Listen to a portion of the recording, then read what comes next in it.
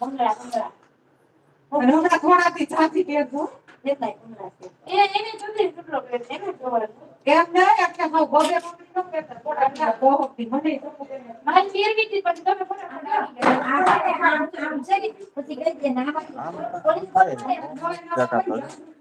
મોટી માં આ કે કામ ફેરવું છે આથી ચલ શેર કરો ને મારા મોકલો